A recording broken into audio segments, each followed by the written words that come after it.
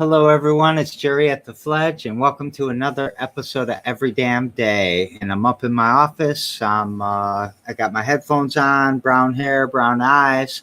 I'm wearing a Capital City Film Festival glow-in-the-dark shirt that we printed in the lobby of the Fledge during one of the festivals.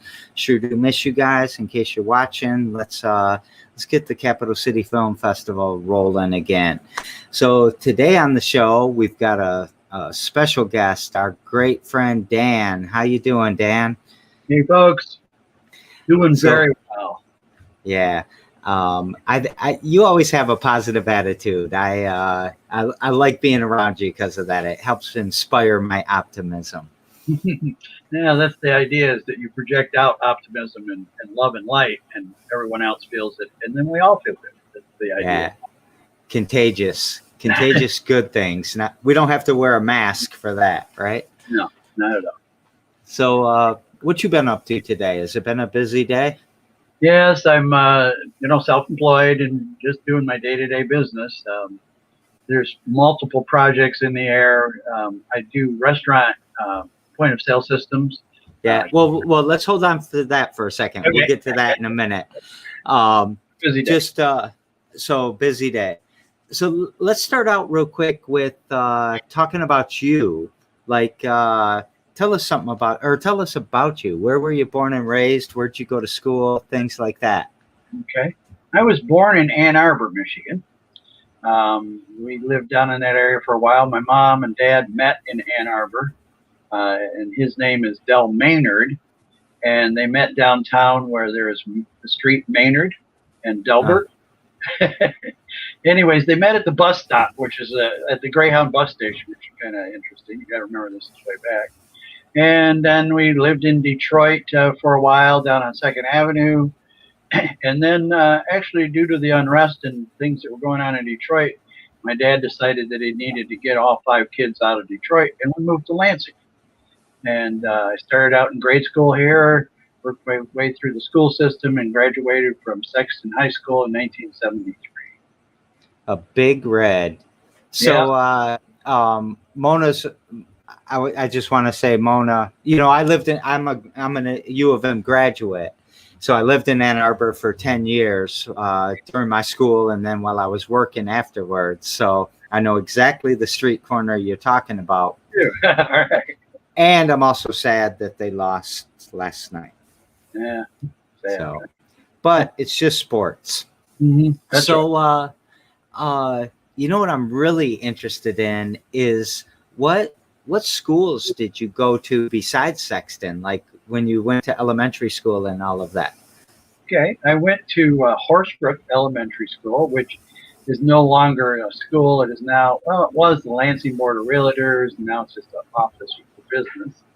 Then I went to Otto Junior High, and just loved that, working there. It was going to school there. I'm not working. And then going to Sexton. When I went to Sexton, I had a summer job that I was back in the day. Channel 6 used to have trash containers that they put all over downtown, and then they would put billboard little messages on there advertising the TV shows and things that were going on. And so I got a job to go pick all those up. They put them in the basement of the TV station, and I would tear them down, sand them, and paint them, and make them all look nice, and then they would put them back out on the street.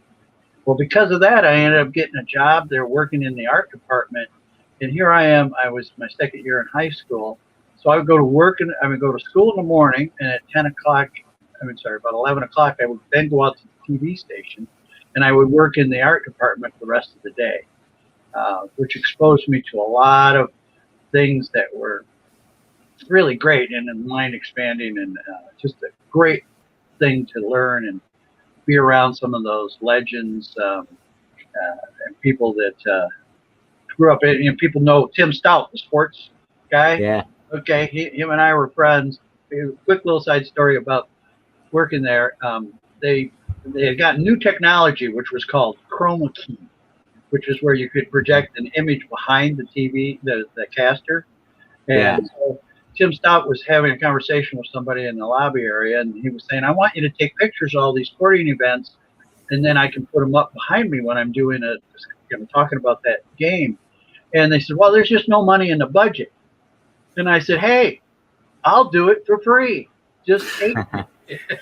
So that became my job. I would travel with Tim Stout, take pictures of the sporting events, and he'd use them that night on his broadcast. So did you go to a lot of MSU games and stuff like that? Yep. I was one of the few kids that was allowed to go in the press box. Here I am, a high school kid. In fact, I was down in Ann Arbor for a tournament, and I was walking around in the back because I was there with Tim, and my gym teacher saw me. He says, what are you doing back here? You're not supposed to be back here. And I held up my press pass. He goes, oh, well, who do you know? I was lucky too. I had a guy that would sneak me into the basketball games. He was actually the trainer for the team, and I got yelled at by Judge Heathcote a lot. But we would crouch behind the bench, and that was in 1979. We watched every home game. Nice. So I don't know what year you're talking about, but this would have been in 71 and 2. So. 71 and 2. Yeah. I don't know much about MSU basketball before like Magic Johnson and all that. Well, oddly enough, Magic was going to Everett High School at the time that I was. And I have pictures of him playing basketball because I was a yearbook photographer at Sexton. So, oh, sweet. Yeah. Nice. Early days. It was before he was known. We'll probably talk offline more about this, but I know a lot of guys that went to Sexton in the 70s that were wrestlers that ended up coaching me later on in my life. Oh, right. Okay. Yeah. But we'll save that for later. Let's talk about some of the projects that you're involved in. So you've got the company is that your company or are you? Yeah. Tell us about that. Yeah. Hospitality Tech Partners. I've recently remodeled it to be a business that, let me start again. Originally, I sold point of sale systems to restaurants and bars. And back in the day, it was all about hardware and software, and you made your money on that. Well, then it evolved to where the credit card companies started buying all these point of sale companies, and they merged it all under one roof. So now what I sell is business profit technology. It brings all of that technology that you need to manage and operate a successful business under one dashboard that's on the internet. You control social media, you control your credit card processing, gift cards, loyalty cards, all of that is in one space. Yeah. Is that recent or have you been doing that for a while now? That started here just about last year. The industry just made a major shift as about 2 years ago, the credit card processing companies realized that the way to make money and to keep people as their customer was to get them a point of sale system, because then it was what we called sticky. It was hard for them to leave you. So they went around all the point of sale companies.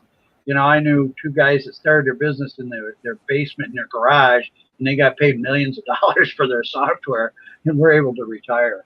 But yeah, it's merged into this one ecosystem, as we call it. Yeah, but I remember back in the day of online payments and how, kind of scattered it was, right? Mm-hmm. And then it started consolidating and all that. How old is your company? Well, Hospitality Tech Partners was started in 2014. Prior to that, I had a company called Maynard Consulting, and that was primarily just selling point of sale. So I've been doing point of sale for about 20 years. All right. Been self-employed for quite a while, and I love it. You said you love it? Yes, I do. Being self-employed is great. What do you love about it? Well, I think the ability to set your own schedule. It's difficult for some people to do it, though, because you have to be disciplined enough to work. It's like here in my house, I have an office, and my wife knows when I go to work, I'm at work. It's the same. Set my own schedule, do things at my own pace, make decisions very quickly because I don't have to go to a committee. Mm-hmm. there's something to be said about a dictatorship in a small little environment like that. I get to make all decisions, and they're mine. And if there's a failure, it's mine too. That's right. So, what inspired you to be self-employed? Like, why did you want to do that, or did you not want to do it, and just it was necessity or something? I think it was actually bred into me when I was very young. My dad was moving around from job to job back in that time, and this is back in the 50s. And he started working for Cutco, the knives people, Yeah. and started selling Cutco. And he tells a story about where he took me to one of the conventions, and the guy was up there, rah, rah, sell, this is great, and just talking about it. And then right out of nowhere, I just blurted out, wow, what a business. So I started with that. And then when I was younger, it was quite a ways to the local store to get candy and things. So I would walk up to the store, I would buy candy bars and things, and I created a little stand in my yard, and I would sell candy to the neighborhood kids. So I think I've always been an entrepreneur. Did you live in the same neighborhood when you went to elementary, Otto, and Sexton? No, the story I just told you, that was when I was down in the Detroit area, in a little area. Oh, That was when I was real young. So I grew up, and then we came here in 1965. okay. By then I was in grade school and had moved on to other things. Yeah.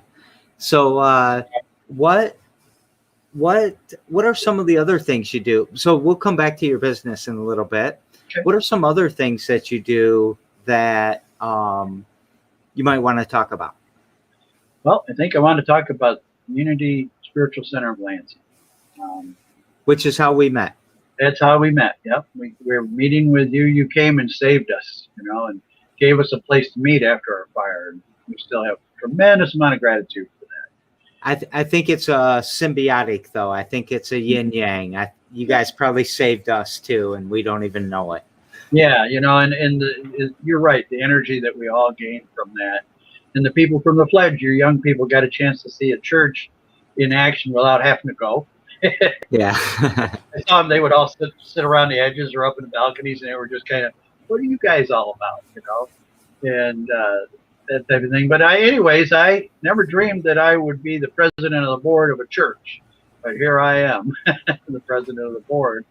And because of the fire, we wanted to rebuild, but we found out that it was going to cost $1 million to rebuild this little church.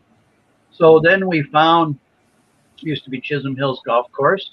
We bought the banquet center, and we also bought the lodge, a big pole barn, and 10 acres of land off of that golf course because he was retiring. It was a blessing. Reverend Sharon says, I think we found the promised land. It's the way she brings it up.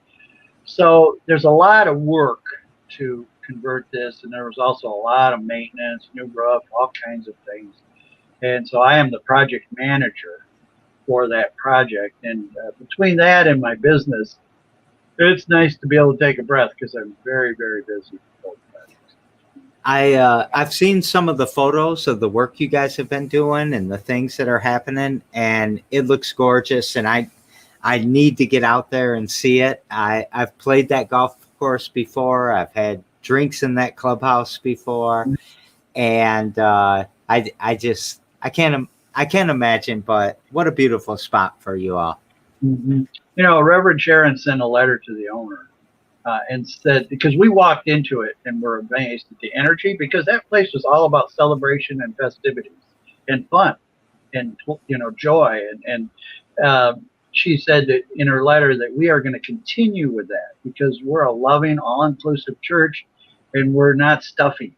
We're about having fun, finding your spiritual self, and growing and finding happiness and peace. It's really the ultimate goal. Hey, would you mind expounding on that a little bit? Because I think sometimes when people hear church, they've got a certain thing in their mind. And when, I knew a little bit about you before I invited you down and said, please use our sanctuary. Right. But I learned a lot about you. And I don't think you're the microcosm of the the thought that people have when they hear the word church. Yeah, I call those loaded words, because church is a loaded word. It's like, oh, church. No, thank you. And unity is really what it is, a unity place. You can come, and we're not saying you must follow this dogma or you must believe this way or whatever. The ultimate goal is to get connected with God or creator or spiritual source, whatever. Again, there's another loaded word. What word fits for you is what matters. How do you connect with that spiritual self and see it in others? And unity is very positive about that. It was started by Charles and Mildred Firm. Oh shoot, I can't remember her last name. But anyways, Fillmore. There we go. And she was ill and going to die. And they told her, this is back in the 20s. And they said, well, you're not going to last. Well, she didn't accept that. And through prayer and positive thought, she healed herself and lived for many, many, many years. And that was the foundation of what's called Unity Church. But it's all inclusive is the best way to describe it. It don't come with music and joy, and Reverend Sharon puts out a great message about how to be in touch with yourself. Yeah.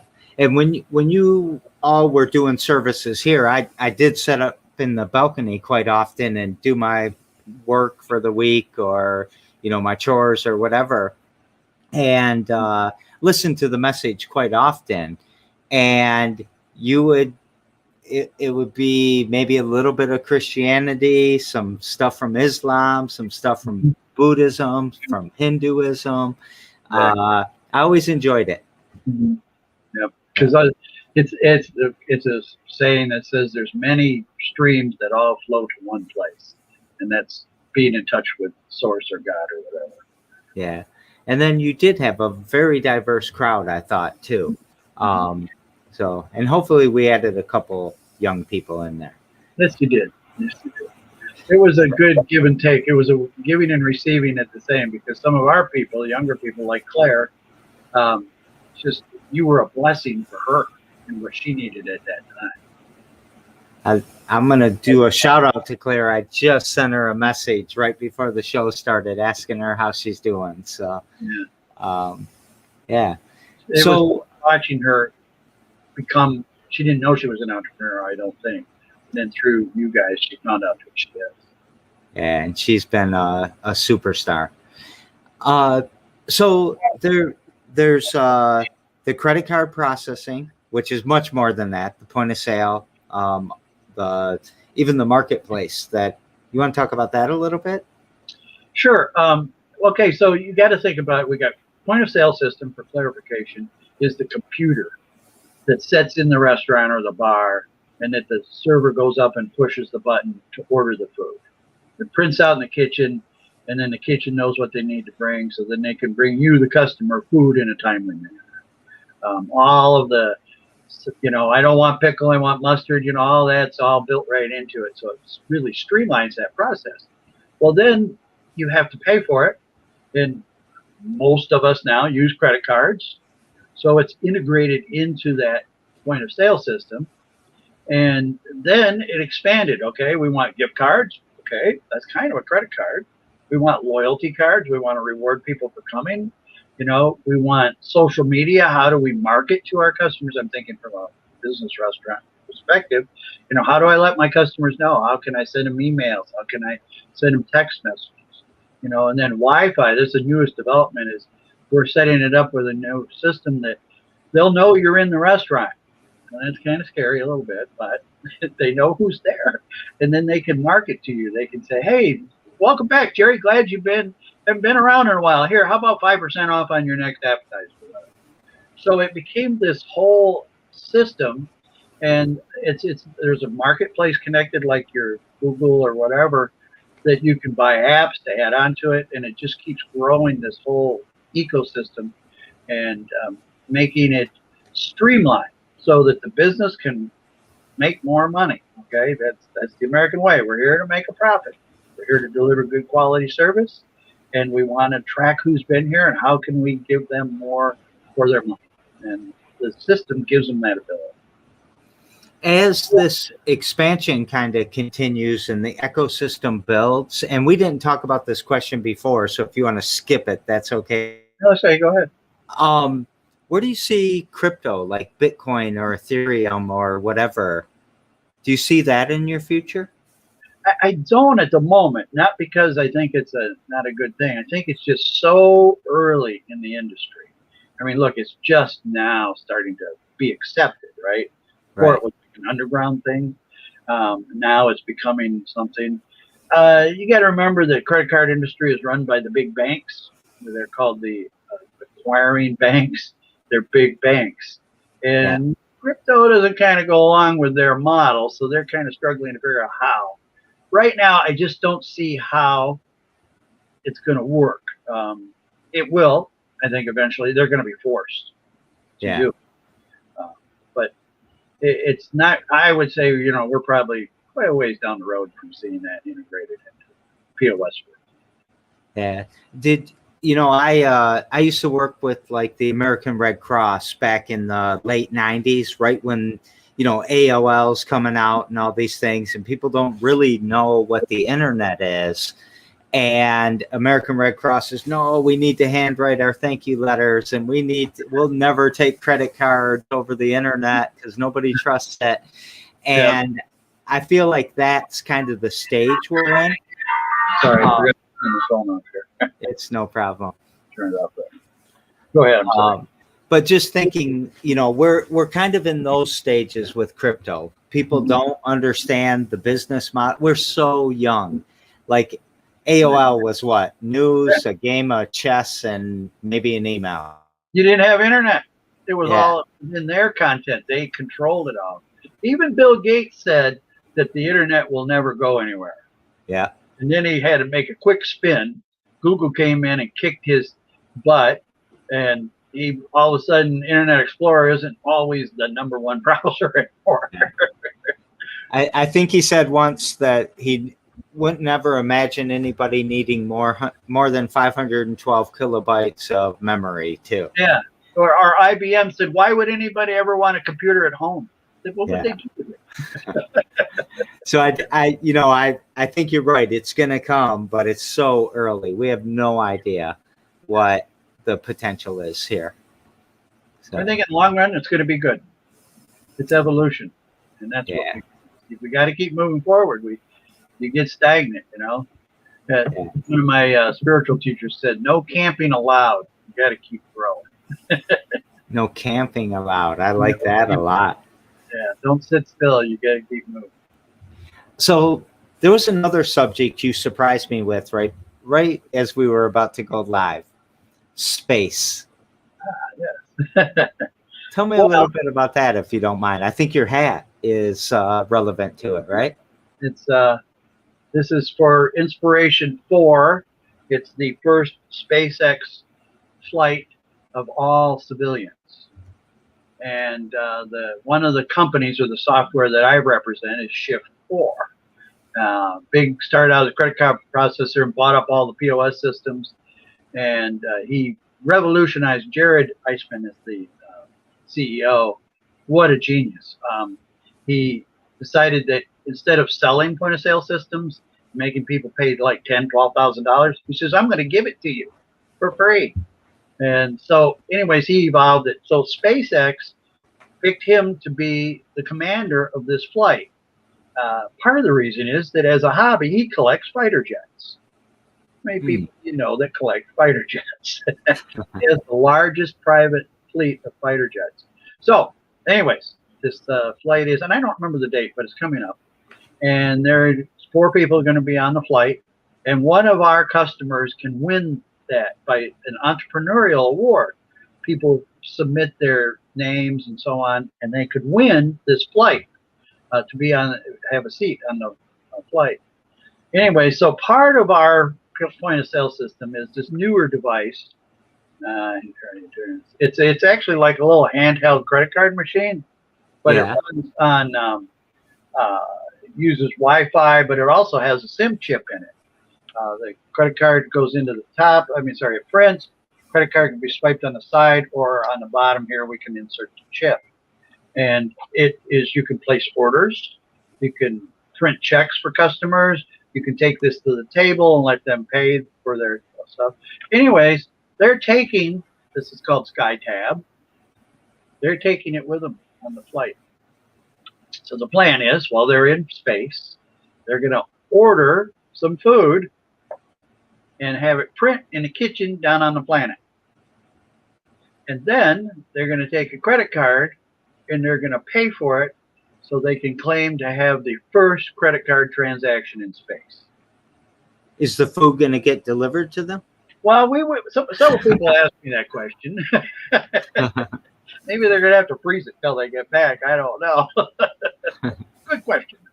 Like if I order a Jack Daniels and Coke, will it get delivered? Oh, that'd be nice. Yeah. So was he friends with Elon Musk, who has a history like with PayPal and all of that? He probably was. I don't know that information very well. Most likely because they're in the same mindset, very outside the box, beyond the norm, which that reminds me, I got to give you a quote from my father. My dad said, "What box? Think outside the box. That's exactly. Box. There's no box. You are never limited. It's only our thought that limits us." It's a mindset, isn't it? Mm-hmm. Or so I think that they were. I don't know if Jared was approached because he had the fighter jets, or if they were friends. And the possibility they were friends.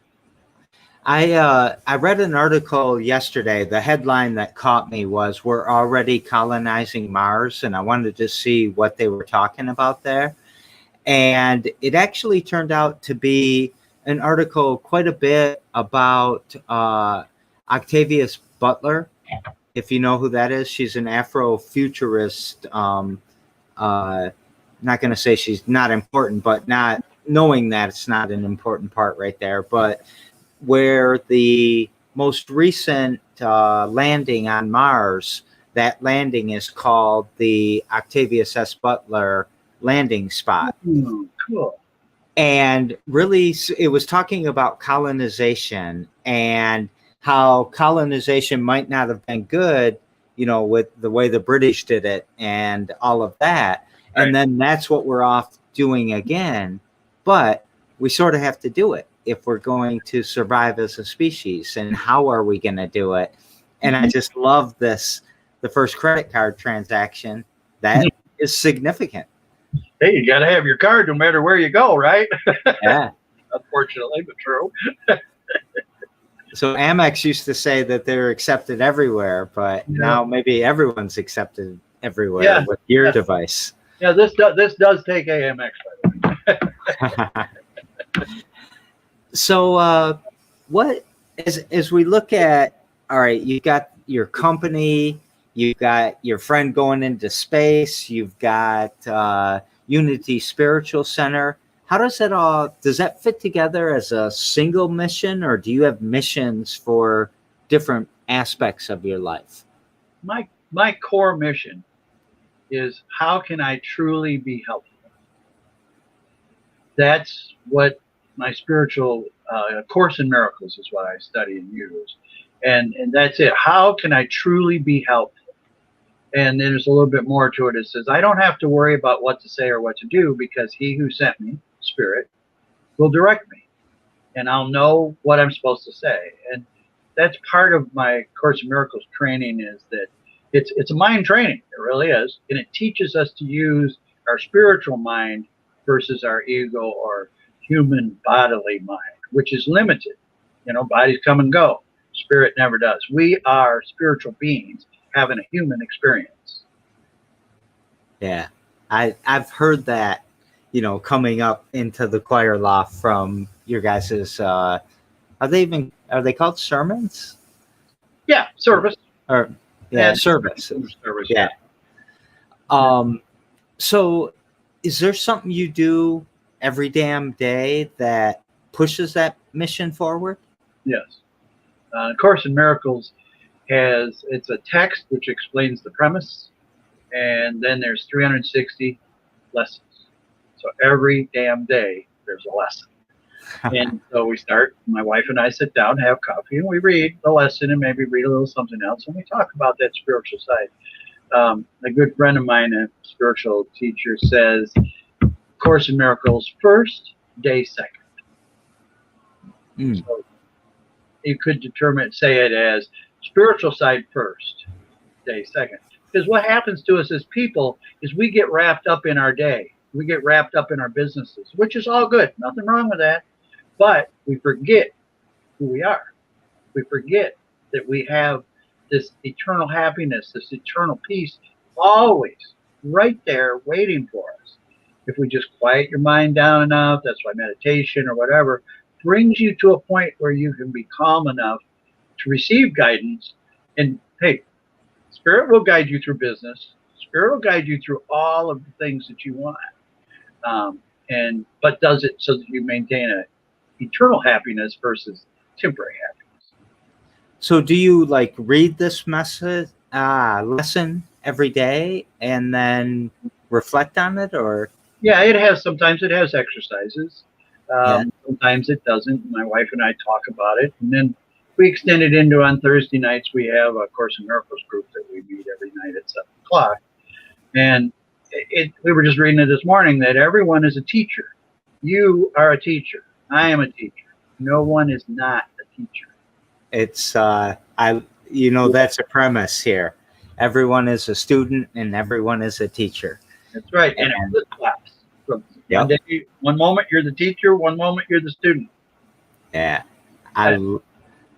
Maybe I preach a lot out of that book and just don't know it. Maybe I need to look at it. Well, that's what we say about the Course in Miracles is if you know everything in it, you just didn't remember it. You just need to be reminded because of who you are. I can tell a quick little story about that. This friend of ours was in New York City after 9/11. She was on the subway. And she saw this little lady over in the subway, and she looked like maybe she was homeless or whatever. And she was not looking all that bright, so she kind of cast some judgments on her. And so she says, I am going to go help this lady. She went over and started talking to this beautiful light, and it just blew Christine away. And Christine, was helped. So that was where it got reversed right away. It was amazing. Yeah.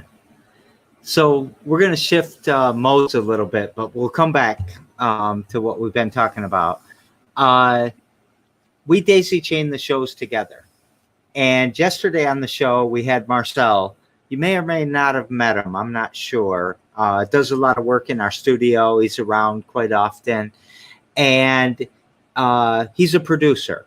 So what he's curious about with everybody is, do you like rap music? So I don't like to hear it, okay? But I respect it because I see that rap is poetry and it's an expression of themselves. It grinds on me a little bit, but that's just because I'm an old rock and roll guy, it's not my thing. Country Western grinds on me too, but it's stories. So, but to me, rap that's why I think it evolved, is because it was a way for the younger people to express themselves of what they were going through. Their life wasn't maybe all that great, and it gave them a way to express it, bring it out, so they could heal it, not contain it and just be pissed off. I've recently said, just because we're radically inclusive doesn't mean I like you all. And I think that's the same sort of spirit that you're saying is, you might not like it, but you understand it and you respect it. Yeah. So Marianne Williamson, okay, remember she ran for president? Yeah. She's a Course in Miracles person. She says that, forgiveness is the key. You got to forgive everybody. She says, but forgiveness doesn't mean let's have lunch. That's a good one too. So tomorrow on the show, I've got Corey. I don't know Corey yet. So he reached out to me on LinkedIn, sort of randomly, said he'd like to do the show. He's a professional hockey player in his past, and now he does software and building software solutions and trying to build up the Michigan ecosystem in software. What question would you like to ask Corey? I would want to know what inspired him. You know, what made you go to hockey and practice day after day? You know, and then what drove you to create some software? It must be to solve a solution. You know, what drives you? What's your inspiration? What makes you want to do it? Get up and do that every day. Yeah, and I always love those questions like that. So I'm going to spin it back at you too. What inspires you? What makes you want to get up and do it every day? It's being at peace. Finding the peace of God within me now is what inspires me. And then how can I be truly helpful? It's like in my business for the restaurant owner. I feel like, you know, how can I help this person make more money? How can I help them have a successful restaurant? How can I make it so all of these waitresses or servers within the restaurant and bar can work in a fluid, comfortable way? So, being helpful. I like it. I like the consistency and the mission. You know, the values are obviously wrapping around that too, right? Mm-hmm. It's the foundation that I stand on. Yeah. What is happiness to you, and are you happy? I am very happy. I'm consistently happy because of the Course in Miracles changed my life in a dramatic way. You know, I grew up in a not so wealthy family. I grew up thinking I was dyslexic, and because I didn't know I was dyslexic, I am now. I thought I was dumb because I couldn't spell. I had a lot of low self-esteem because of it, and it moved me. I'm sorry, my mind just lost the question. Well, the question is, what is happiness? Oh, you okay. said you were really happy or very happy. Yeah, and I moved, you know, through all of this time and through A Course in Miracles, meditation first, and then A Course in Miracles taught me how to train my mind to think through the spiritual side, which then I discovered that I actually have magnitude, and I don't mean this in an ego way at all, because you have magnitude. Every person I encounter has magnitude, but we live in our littleness, and we need to open up to our magnitude. Go back to my dad. What box? You have everything at your fingertips. So because of this, I maintain a tremendous amount of happiness and consistency with it. I've also had some what we call spiritual experiences that go beyond this. You know, The Course in Miracles is just a book with a bunch of words in it, and it doesn't mean anything unless you have an experience with it. And so we use music, by the way, for that. We use rock and roll, we use blues, we use jazz, we even use a little rap, you know, because it fits. It's the message, and the vibration of those sounds is what triggers your mind to release itself into your magnitude versus being stuck in your littleness. I love that. It just came out of nowhere.